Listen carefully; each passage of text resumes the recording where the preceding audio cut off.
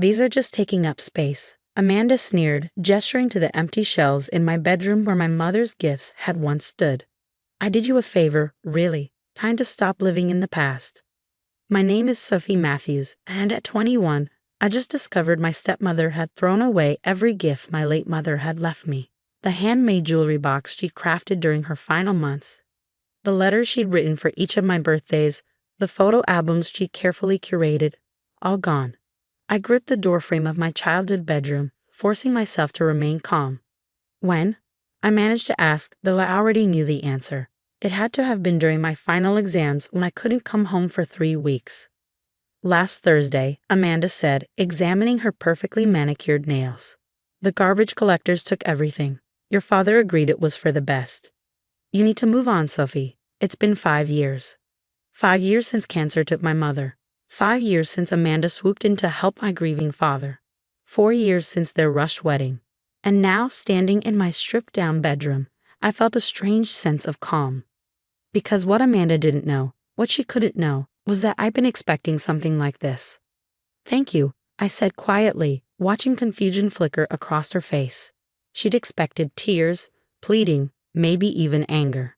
Instead, I smiled. Thank you, she repeated, thrown off balance by my reaction. Yes, thank you for showing me exactly who you are. I walked to my closet, pulling out my laptop bag. Is there anything else you've thrown away while I was gone? Any other favors you'd like to tell me about? Amanda's eyes narrowed. Don't take that tone with me. I'm your mother now. Stepmother, I corrected firmly, and you've never let me forget it. The memory of my real mother's last days flooded back. She'd been so weak, but her mind had remained sharp. Sophie, she'd said, holding my hand, I know you better than anyone. You're smart like me. You see things others miss. Promise me you'll use that gift. I had used it. I'd watched Amanda for 4 years, noticed how her eyes lingered on my mother's things, saw the way she'd accidentally break or misplace small mementos. I prepared for this moment meticulously. Your father supports my decision, Amanda said, lifting her chin. He agrees it's time for you to grow up. Where is Dad? I asked, though again, I knew the answer. Business trip to Chicago. He'll be back next week. She smiled, probably thinking she had me cornered. No witnesses, no immediate backup. I nodded, pulling out my phone. Perfect timing, as usual. I started typing a message. What are you doing? Amanda demanded, her confidence wavering slightly. Texting Mrs. Harrison, our next-door neighbor. The one who helped me pack up all Mom's most precious gifts last month. I watched the color drain from Amanda's face. The one who has everything safely stored in her basement. You're lying, Amanda snapped, but her voice trembled. Am I? Mom always said I was smart like her. Did you really think I wouldn't notice how things kept disappearing? How you'd test the waters by throwing away smaller items? I showed her my phone screen, where Mrs. Harrison had already replied with a thumbs-up emoji. Amanda's perfectly composed facade cracked.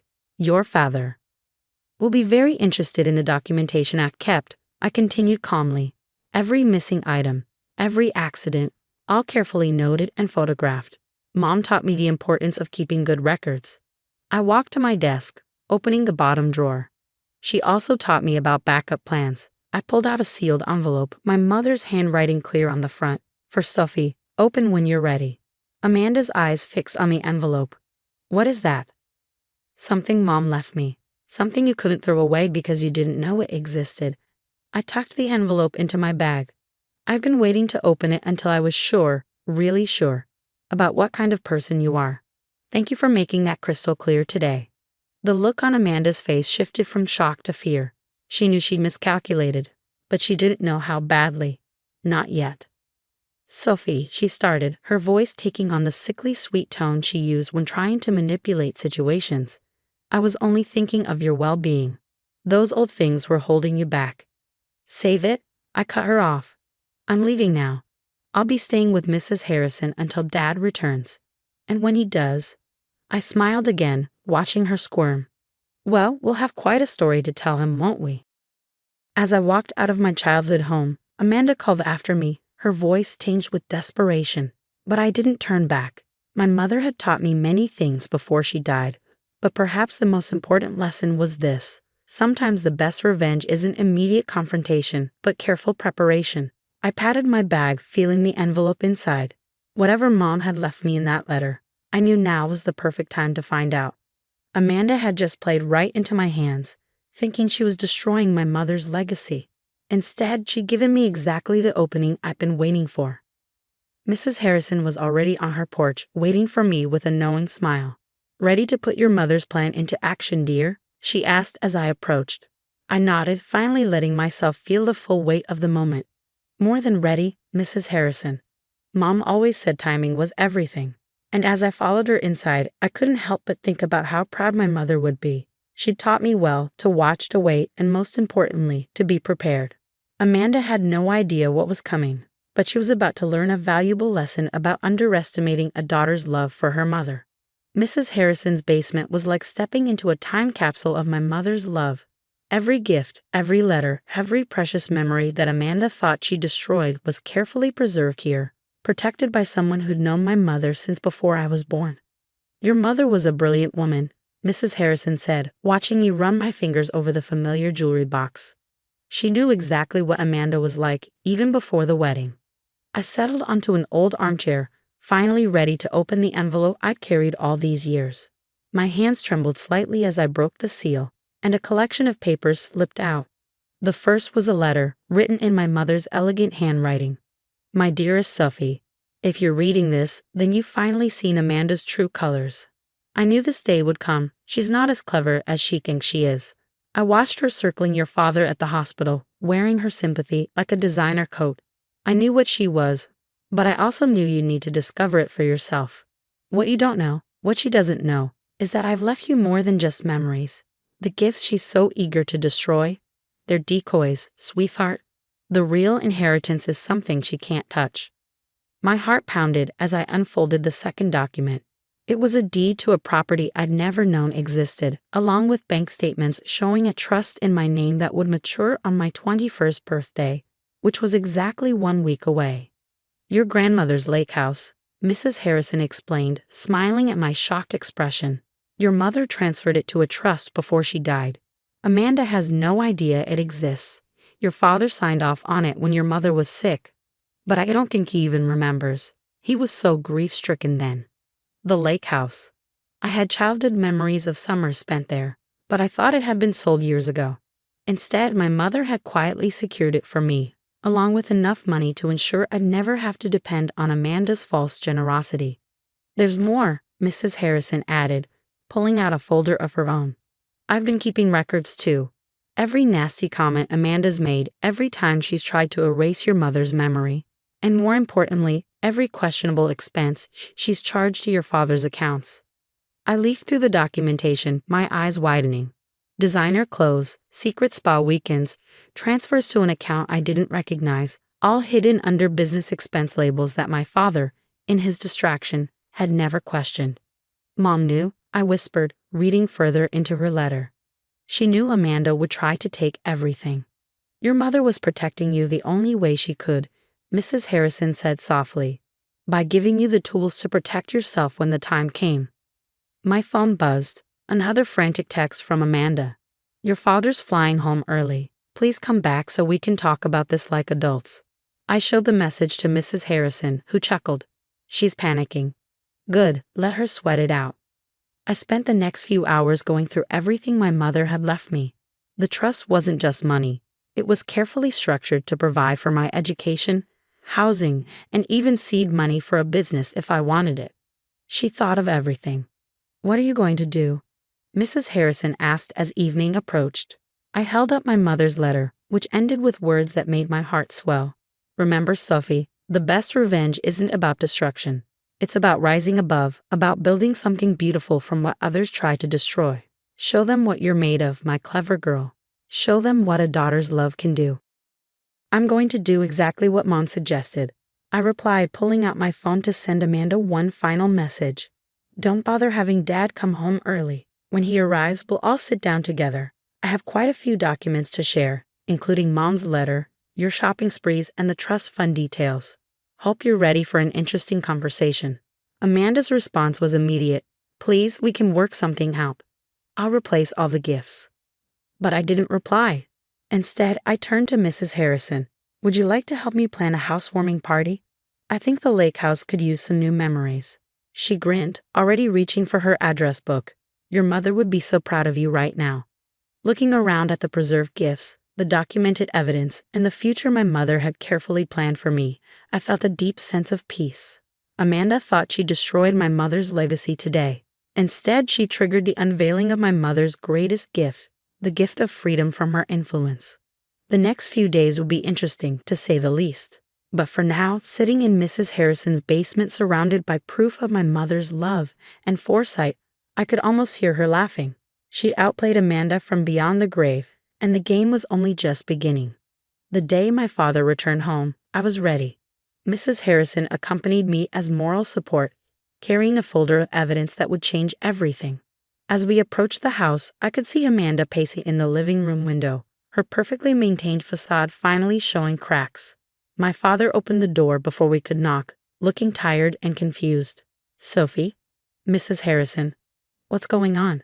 Amanda's been calling me nonstop about some misunderstanding. Oh, there's no misunderstanding, I said calmly, walking past him into the house. Let's all sit down. There's quite a lot to discuss. Amanda stood in the corner of the living room, her arms crossed defensively. John, I can explain everything. Sophie's just being dramatic. Dramatic? Mrs. Harrison interrupted, setting her folder on the coffee table. Is that what you call destroying a dead woman's gifts to her daughter? My father's face paled. What gifts? What's going on? I took out my mother's letter first. Dad, you should read this. Mom wrote it before she died. She saw all of this coming. As he read, his hands began to shake. Amanda tried to peer over his shoulder, but he moved away from her, sinking into his armchair. When he looked up, his eyes were filled with tears. The lake house, he whispered. I'd completely forgotten about signing those papers. Your mother said it was important, but I was so lost back then. That's right, I said softly. And while you were lost, Amanda was busy planning. Should we show him the expense reports, Amanda? The secret account? The designer shopping sprees hidden as business expenses. Amanda's face went from pale to red. Those are lies. John, you can't believe. Everything's documented, Mrs. Harrison cut in, opening her folder. Every transaction, every hidden purchase. Your mother was an accountant, Sophie. She taught me exactly what to look for. My father spent the next hour going through everything. The trust documents, the expense reports, the photographs of items Amanda had accidentally broken or lost over the years. With each revelation, he seemed to age and strengthen simultaneously, as if scales were falling from his eyes. All this time, he said finally, looking at Amanda with new eyes, I thought you were helping us heal. Instead, you were trying to erase Catherine completely. Amanda tried one last time to salvage the situation. John, please. I did it for us. Those old memories were holding us back. Sophie needs to move on. Stop. My father's voice was firm. Just stop. I think you should pack your things and leave. Leave? You can't be serious. I'm your wife. Not for much longer, he replied, holding up the expense reports. I've seen enough. Get out. As Amanda stormed upstairs to pack, my father turned to me. Sophie, I'm so sorry. I've been blind, and you've paid the price for it. I squeezed his hand. Mom knew this would happen. That's why she prepared everything. She was protecting us both. The lake house, he said thoughtfully. We had such good summers there. We can have them again, I suggested. I'm planning a housewarming party. Would you like to come? He smiled, really smiled for the first time in what felt like years. I'd love that. The next few weeks were a whirlwind of change. Amanda moved out, divorce proceedings began, and I started renovating the lake house. With each box of my mother's preserved gifts that we moved in, the house came alive with memories and new possibilities. The housewarming party was everything I could have hoped for. Old family friends, my father looking years younger, and Mrs. Harrison beaming with pride as she helped arrange Mom's restored gifts around the house. We even found Mom's old recipe box and recreated her famous summer barbecue. You know, Mrs. Harrison said, as we watched the sunset from the deck, your mother told me once that love doesn't die with a person. It lives on in the plans they make, the lessons they teach, and the strength they inspire. I touched the locket around my neck. one of the many gifts Amanda had failed to destroy. Inside was a tiny photo of Mom, smiling her knowing smile. She was right, I replied. Amanda thought she could erase Mom's presence from our lives, but she actually helped reveal just how deep Mom's love went. She protected us even after she was gone. My father joined us, holding a glass of Mom's favorite wine. To Catherine, he said, raising his glass. The smartest woman I ever knew, and the mother who never stopped looking out for her daughter. As we toasted, I looked around at the lake house, my house now, filled with love, laughter, and carefully preserved memories. Amanda had tried to destroy my mother's legacy, but instead, she helped reveal its true strength. Some gifts, I realize, are simply too powerful to be thrown away. Mom had given me more than just material things. She'd given me the wisdom to wait, the strength to stand firm, and the courage to build something beautiful from attempted destruction. And as I watched the sunset over the lake she loved so much, I knew she was still with us, still teaching us, still loving us, in every memory we'd saved and every new one we'd create.